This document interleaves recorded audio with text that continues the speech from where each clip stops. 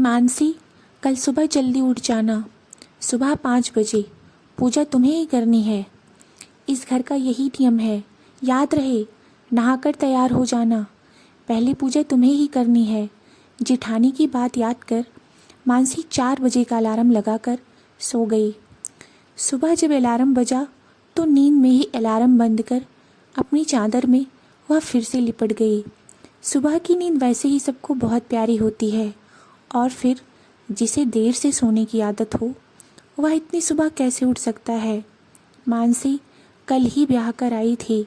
अभी मायके की गलियों से निकले हुए ज़्यादा वक्त नहीं हुआ था।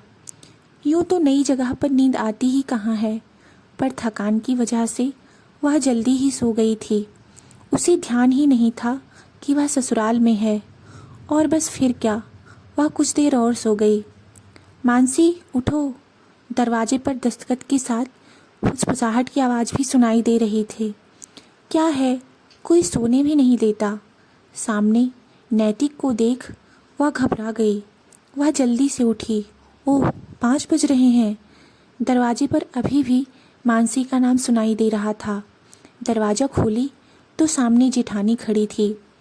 लगता है देवर जी ने रात भर जगाए रखा, जो नींद नहीं खुल रही है तुम्हारी। कब से दरवाज़ा खटखटा रही हूँ। चलो जल्दी से नहाकर आ जाओ, नहीं तो। बात वहीं छोड़कर मानसी की जेठानी वहाँ से चली गई। मानसी जैसे तैसे नहाकर जल्दी जल्दी साड़ी लपेटकर जल्दी से पूजा स्थल पर भागी। शादी में आई लगभग सभी औरतें वहाँ पर एकत्रित थी। नई बहू पहले दिन ही देर कर दी, और यह क्या, साड़ी भी पहनने नहीं आती तुम्हें। अरे कुछ सीखो अपनी जेठानी से। वैसे बहू बनो जो सबके दिल पर राज करे। बुआ सास की एक एक शब्द मानसी के दिल पर तीर की तरह चुभ गए। फिर भी मन महसूस कर वह सिर्फ इतना ही कह पाई, जी बुआ, गलती हो गई, अब से ध्यान रखूंगी। मानसी की जेठानी जल्दी जल्दी सारी तैयारी कर मानसी को पूजा करने के लिए कह रही थी। मानसी की सास किनारे पर बैठी हुई थी। मानसी ने पूजा करके सबके पैर छूकर आशीर्वाद लिए। तभी जेठानी शिवानी ने कहा, मानसी, पहली रसोई भी निपटा लो, फिर बहुत लोग चले जाएंगे तो शिकायत करते रहेंगे कि हमें छोटी बहू ने कुछ बनाकर खिलाया ही नहीं। मानसी ठीक है कहकर रसोई की ओर चल दी। कहाँ से क्या शुरू करे उसे कुछ समझ में नहीं आ रहा था। पहले कभी रसोई की जिम्मेदारी निभाई हो तब जाने। कमला ने कहा, नई बहू, आपसे सब्जी और खीर चला दो और 5-6 पूड़ियाँ तल लो, बाकी मैं सब संभाल लूँगी, आप खाना परोस देना। जब बड़ी बहू आई थी तो उन्होंने भी यही किया था। कमला की बात सुनकर मानसी ने भी ऐसा ही किया। पर यह क्या, जब सब लोग खाना खाने बैठे तो बुआ जी और ताई जी ने कहा कि हम तो नई बहू के हाथ से खाना खाने का सोच रहे थे, पर यह क्या, यहाँ तो सारा खाना कमला ने बनाया है। पर कोई नहीं, यह लो शगुन। मानसी, तुमने कुछ बताया क्यों नहीं कि तुम कुछ बनाना नहीं आता तुम्हें? मैं आकर तुम्हारी मदद कर देती, जेठानी ने धीरे से मानसी के पास जाकर कहा। तभी कमला और पूरियां लाते हुए सब सुनकर बोली, नई बहू को सब कुछ बनाना आता है। वह तो जब बड़ी बहू आई थी तो उन्होंने जैसा किया था वैसा ही मैंने छोटी बहू को भी बताया करने के लिए।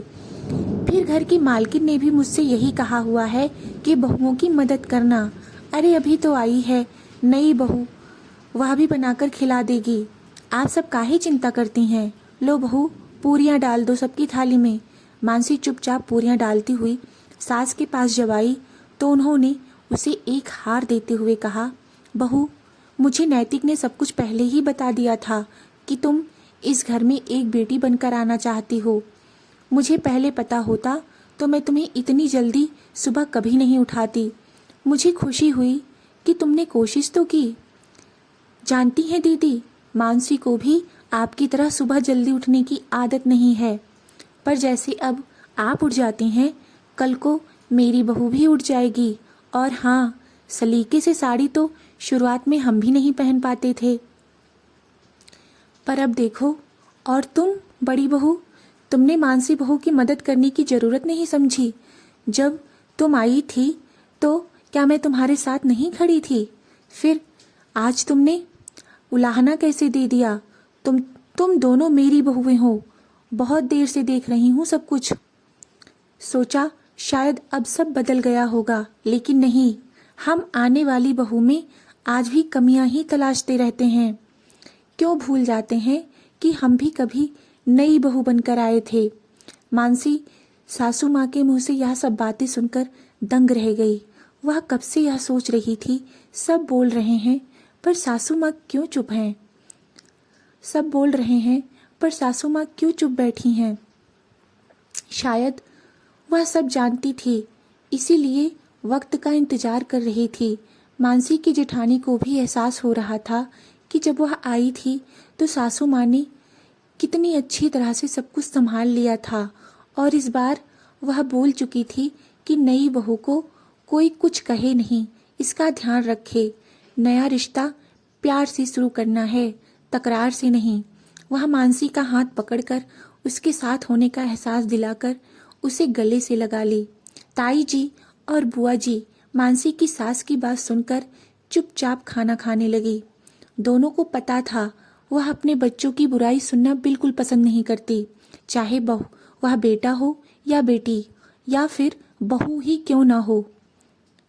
तो दोस्तों, आपको हमारी आज की यह कहानी कैसी लगी कमेंट में ज़रूर बताएं, और हमारी वीडियो अच्छी लगी हो तो वीडियो को लाइक और चैनल को सब्सक्राइब अवश्य करें।